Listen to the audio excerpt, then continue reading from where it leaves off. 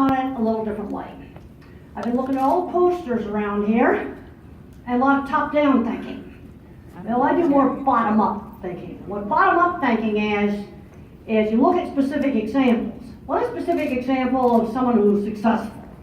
Okay, got a job, supports himself, things like that, and a specific example of stuff that's not successful. Then you kind of take all the good bits and you put them together to figure out what works. That's exactly the way I approach designing cattle facilities. Went around and looked at a whole bunch of stuff. What kind of stuff doesn't work? What kind of stuff does work? Now, I would be diagnosed autistic, from the old guidelines, because I had no speech until age 4. But the thing I want to ask you is there's a lot of famous people out there that probably were on the spectrum.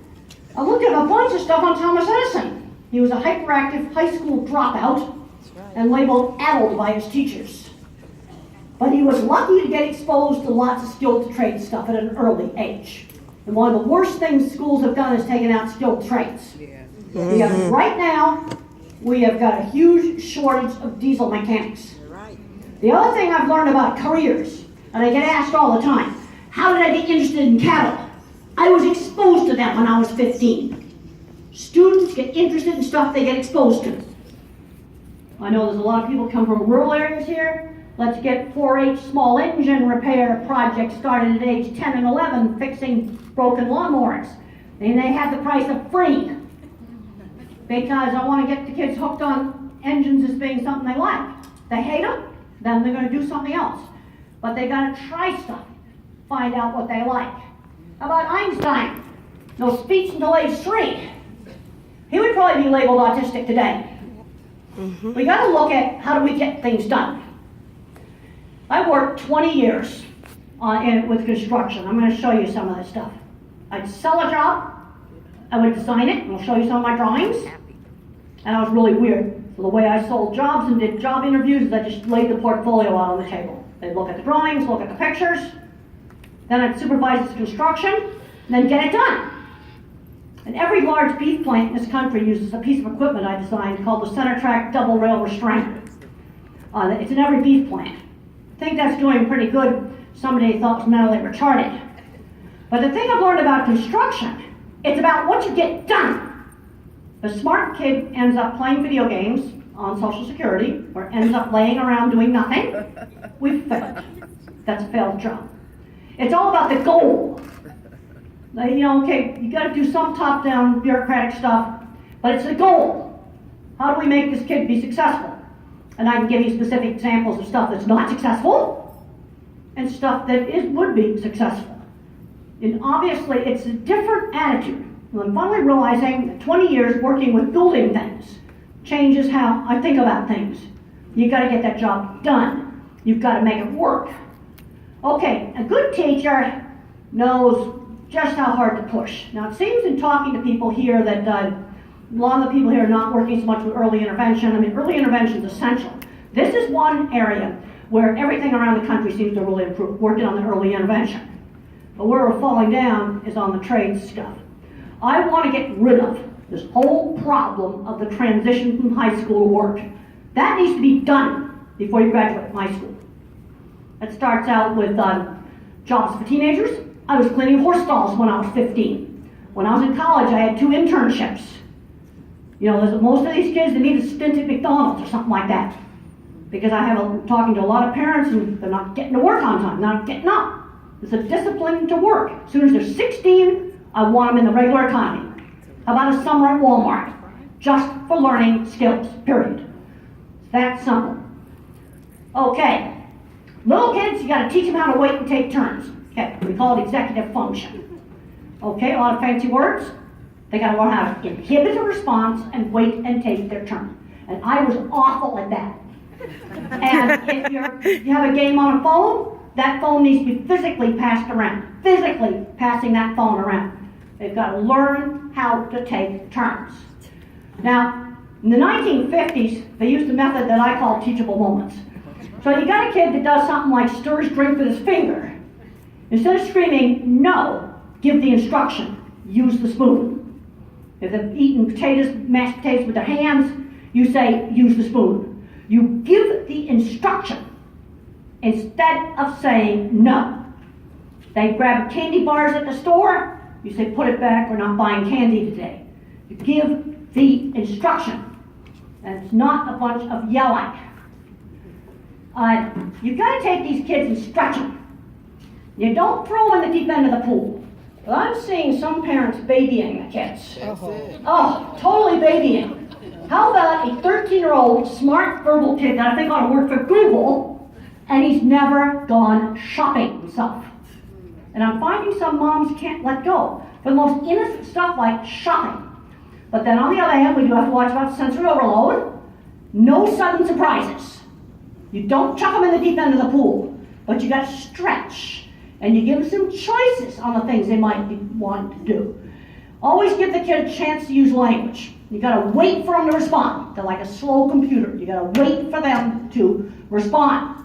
And they have choices. When I was 15, I was afraid to go to my aunt's ranch. And if I hadn't gone to my aunt's ranch, I wouldn't have gone in the cattle industry. My mother gave me a choice.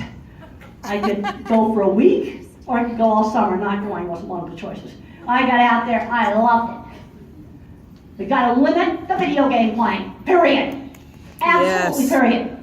1 hour a day on weekdays, 2 hours a day on Saturday and Sunday. We must limit it. That was the rule we had for television when I was a kid. I was just reading some of the brand new research stuff that's come out. You got to limit the video game playing. And then we got to replace it with other things. You got the kids that like Legos? Let's give them other stuff to build with. Let's get a bunch of old broken forklift pallets. They have the price of free. A hammer, some nails, and a handsaw, and let them go make stuff out of broken forklift pallets. You can find that kind of stuff anywhere. We had the most fun just working with stuff like that.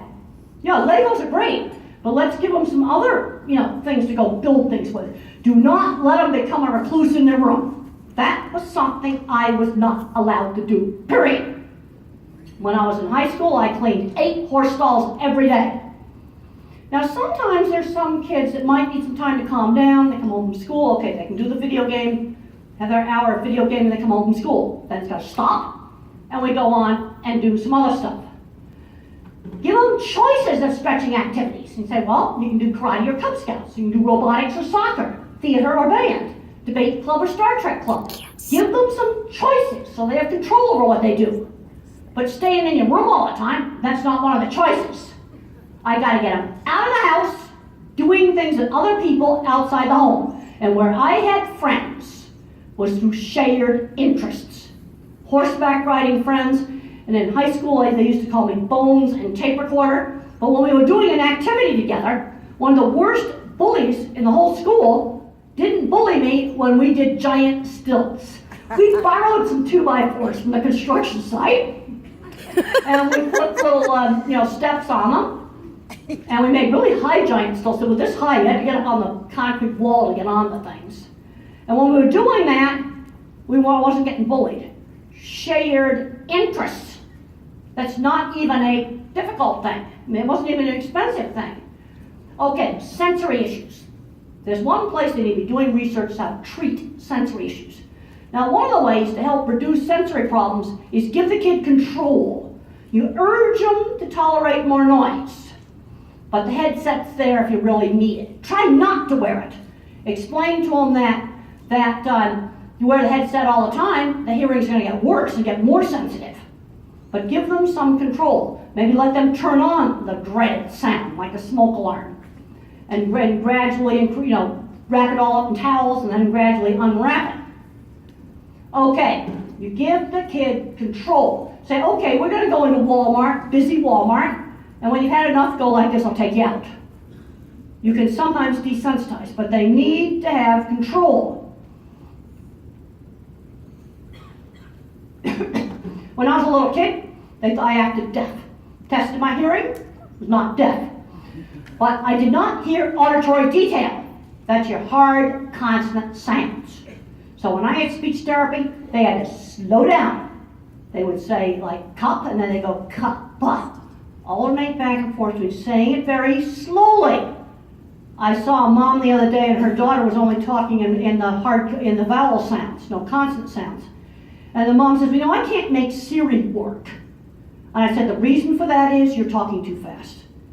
So So maybe you can use Siri as a way to make sure you're not talking too fast. If Siri can't understand you, a kid with auditory processing is not going to understand you either. So you can practice with Siri. That makes it good use of Siri. And you know what? You can ask, Siri gets mad if you ask her too many stupid questions. And then you can have hearing that fades in and out like a bad mobile phone. Yeah. And if you're working with individuals who are nonverbal, they often smell and touch things because seeing and hearing doesn't even work anymore. Okay, then you got the kids that are echolalic, and they're saying all these movie phrases, but they don't know what the language means. So try to use some of the script of the movie in real life so they can start to learn that it means something. Okay, brains with problems have problems with fast information, tension shifting slowness. It's like a slow computer. You got one bar on the phone, you're trying to download a web page, it just takes forever. It's like a slow computer. You've got to give the web page time to load. And look at how many times this yellow line is looking back and forth at the eyes in the movie. And the red line, the autistic's only looking back once. Brains with problems. This doesn't just apply to autism. And don't get too hung up on the diagnostic labels. The diagnostic labels are only half science, and the other half is squabbles. In those nice little boardrooms, you rent them at Hyatt's and Marriott's. No, I'm serious. It's not precise. Diagnosis is not precise. And people say, oh, my kid's got this and that and that. Okay, well, age, what's his speech like? Can he read USA Today? Can he walk? Okay, he's socially awkward. Yeah, that's because the social circuits, some of them aren't there. All right, what do we have to do to get things working? But don't get too hung up on the labels. Because I worked with lots of quirky millwrights. We were working on building things at the big meatpacking plants. Guys that are retiring now, that I know are on the spectrum. They had good jobs doing big complicated construction stuff. In fact, 2 days ago, I was just at a meatpacking plant, because I'm a PACO instructor, Professional Animal Auditor Association instructor. I was in a meat plant, and I saw an example there of a little bit too much top-down thinking, like we got on these posters. Well, we have these things called tool balancers, because a lot of the tools are really heavy. You know those ID card holders that pull in and out like this? Well, just imagine a great big one like that with a 35-pound tool on it. Then it's going to slide back and forth on a little trolley, so you can use it. Well, one of those fell off one time. So they came down with this top-down policy that everything's got to have a backup. So they put 2 trolley slider things on there, and you got to push them both back and forth. It doesn't work very well. And the person that wrote that policy never went out in the plant and looked at this stuff. People that do the top-down policy making need to get out in the field and find out what's actually happening out in the field, because this was just stupid. And then we were laughing about it at dinner. And I said, what's all this garbage you've got on your tool balancer here? Well, we're supposed to have 2 tool balancers for 1 tool. Maybe if you maintain one, then the tool isn't going to fall off. It's that simple. Get out there in the field. You see, things get too abstract. You know, there's a lot of interesting posters here, but it's all very abstract. Yeah, my eyes start to kind of glaze over. I have spent too many years in construction, and I'm finding just how much it affects how I think. This kid ends up playing video games, laying around. We haven't done that kid very good service. Okay, give them time to respond. When I was 5, we had to write down all these little pictures. Again, with all the pictures being with B as in beautiful. And I marked the suitcase down for B for bag. And the teacher just said it's wrong. She didn't give me time to explain that in our house we called them bags. Yeah. And the airport and the train station, of course when I was a little kid, it would have been train station. It's the baggage car. It's the baggage hold of the plane. Yeah. It's not the suitcase hold. See, they didn't give me time to explain that. All right, another problem you can get with some individuals that are dyslexic, that are got learning problems, reading problems, you can get an image breakup similar to a migraine. Now, if you was watching the TV last night in a restaurant here, they must have had poor signal. Because every time somebody made a rapid movement, the picture pixelated. You've all seen that. You can get a problem like that. It's happening back here. And because back here, you got circuits with shape, color, motion, and texture. They have to work together to assemble that graphics file. And if there's something wrong with those circuits, you get pixelation, especially when there's rapid movement. That can really make a mess out of reading. And you do the eye exam, it may be more or less normal. Now, why is this not working now? Okay, hey, this is not working. Sir? Doesn't work. Next slide, please. Somebody's going to have to. That's right. It's not frozen there. It's gone. Okay. Okay.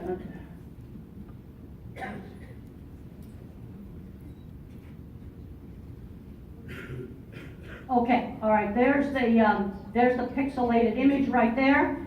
Imagine if that's what you're seeing was like. You know, kids that hate escalators, that are terrified of escalators, have usually got something wrong with the visual system. And these kids are often going to have trouble with reading. You got a kid who's got trouble with reading, ask him if he ever sees the print jiggle on the page. Now I want to make it very clear, this doesn't explain all dyslexia. Only explains a subtype, maybe 10%. Then you got a treatment here that's so simple, I'll tell you right now, it's not evidence-based. But I got a way of dealing with this. I work in construction. We got to build a Tyson plant. If something's cheap, completely safe, and only takes me maybe an hour to try it, then I'll need evidence-based. And I've seen a simple thing you do for that. All right. Kids complains about the print jiggling on the page. Try printing the homework on different pale colored papers. Tan, gray, light blue, lavender, your pale colors. Okay, there's a guy wearing a light blue shirt there with a kind of a striped tie. That'd be the perfect light blue. You don't want to have it too saturated. Try it. You can also play around with colored glasses. See, the problem when you do the evidence-based, it only works on one subtype. But you're talking about something so simple here. I have saved kids from flunking out of college because they put tan paper in their printer. Or they played around with the colored backgrounds and fonts on the computer. You can just play around with this stuff. Yeah, I don't care if it's not evidence-based. See, the problem is, it's a subgroup of dyslexia. It doesn't work on everybody.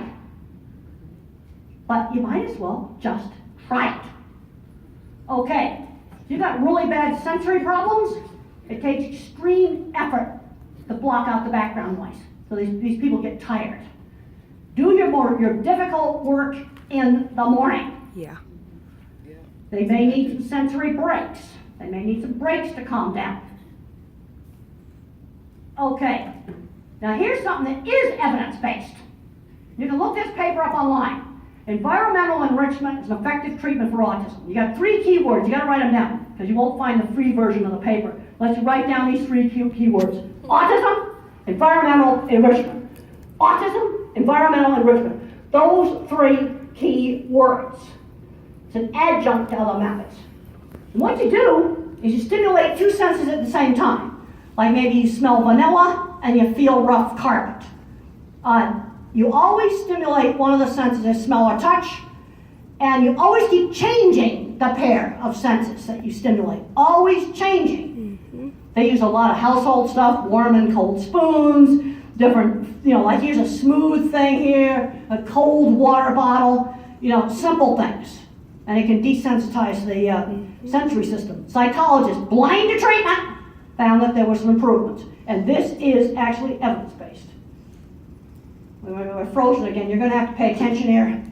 Okay, I don't know what's going on with this computer, but...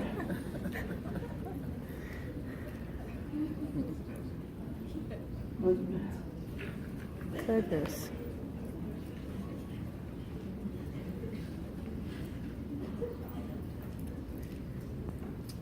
Okay, if you're working with individuals you're going to have to keep tweaking it so it doesn't die. You're going to have to just pay attention, put the iPad away. That's what you got to do. And you're going to have to keep tweaking that computer so it doesn't go to sleep. If you're working with individuals who are nonverbal, these are some very helpful books. How Can I Talk If My Lips Don't Move is written by someone who types independently, who looks extremely low functioning, with lots of involuntary movements. And he describes a sensory, jumbled up world. And Let's look at a lot of personality traits, especially on the milder end of the spectrum, like a music mixing board. Different traits like anxiety, how social you are. It's like a music mixing board. It's not simple. And ADHD and autism mixed up.